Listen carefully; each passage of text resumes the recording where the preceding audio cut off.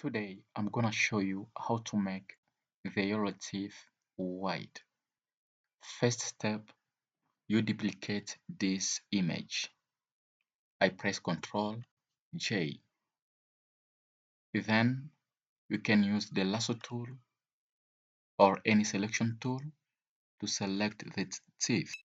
So after selecting the teeth, you come here to the image, then adjustment, then you come here to hue and saturation. You come here where they write master and select yellows.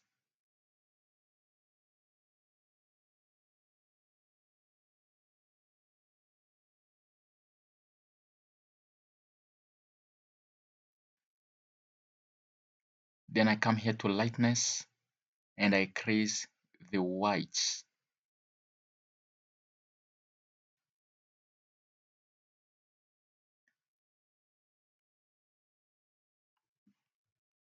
And here we are done.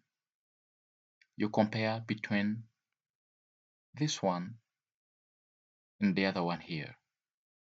Thank you for watching. Remember to subscribe for more tutorials.